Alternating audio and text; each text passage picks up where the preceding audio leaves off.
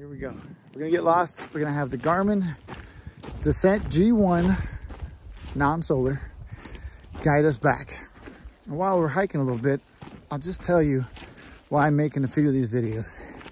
There's a guy, Divers Ready, that showed this watch on his YouTube channel. And he's got a great YouTube channel. He does great reviews. He's actually fun to watch. He has a system of the way he does it. Some parts of the system is just opinion. And one of his opinions about this lovely watch was that it was ugly. Now he did have the blue one. That's iffy for me. I like that color, but I don't think it's for me. So I wouldn't call it ugly. I'd say it's not for me. So Garmin offers many color bands and things to change. So what I want to tell you is he gives this review, and I'll show parts of it in my video that I'm going to try to put together here. But what he does is he does a good review, but at the end he acts like, who would buy this? Who would buy this beautiful G1 watch? Well, I'll tell you who, me. A guy, one, who never wore watches, started diving just this year recreationally with family. My daughter and I went, and I hope to do more. You know, we'll probably do 2 trips a year, hopefully minimum. More would be better. So we're not gonna dive every day. The Divers Ready guy, he dives every day. Now this dive watch does everything his dive computer does. Well, I take that back. He has a Perdix.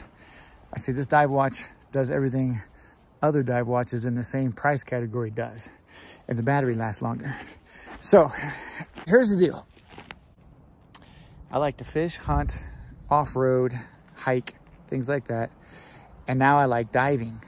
So this watch does all of that. And Garmin, they're geniuses. This watch, when you set it up right and you really get involved in it and you learn it, this watch does everything. I was in Hawaii diving. There's a funny story about losing my watch and finding it by an octopus, but that's funny. So what happened though is this watch would tell me the tides of the ocean, highs and lows. It would tell me the surf highs and lows. Things that I normally wouldn't care about because I'm out here in Colorado, right? But when I was there, I activated it. Now my buddy was like, hey, I wonder what the tide is. Well, I'll tell you, my watch Jimmy, that's what I nicknamed him, says it's 3 foot, 4 foot, whatever, anyway. So it does all kinds of things. But who should buy this computer? Honestly, I don't know. I really don't. I'm the guy. I would buy this watch. It's rugged. It blends in with the clothes I like to wear. It's the right size, so it's not this big giant thing that's getting clanked around when I'm trying to work on my buggy or work in the garage. So it's a really good size. I like the size of it. Over the bigger MK2, it's a little bit bigger, 52 millimeter versus 45. So it's just a little clunkier. All right, so here we go. We're gonna go get lost. Okay, I haven't been paying attention to where I've been going. I've just been walking. So we're really gonna try this this watch out to see if it gets me back. I'm not the best navigator either, so hoi! My dog's getting away. We're turning around and we activated the watch. We did a save location, called it the swing. I came all the way out here. I didn't pay attention to how I got here. There's no trails, we bushwhacked it. It's not a hiking trail. This is just a simulation of me elk hunting or hiking and going off the beaten path. And if I got lost, would the watch get me back? So the arrow is the direction of the swing. You can see if I turn around, it's always going to point swing.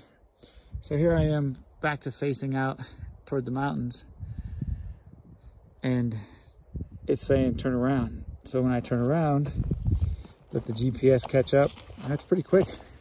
Out here in the open, I guess it's pretty quick. So now the arrow is tracking me. So I'm going to follow this arrow. I'll update you when we get to the swing. This is some of the terrain that we're navigating. This is an open area that I found.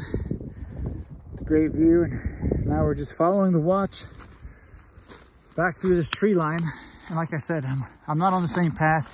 There's no cut trail. I'm just gonna take hopefully the path of least resistance. There's a few ravines in here that I don't want to climb necessarily, but we'll do what we got to do. So this is literally turning it on in the middle of nowhere and wanting to get back to a saved location, which we called the swing. It could be camp, it could be whatever. So, but you see that tree right there?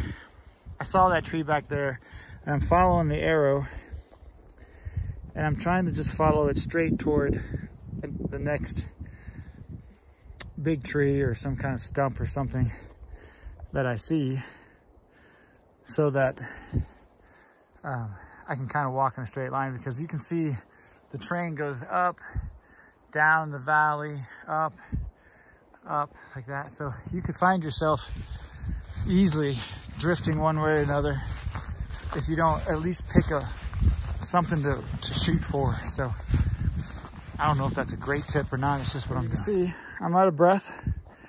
It's a little harder going up.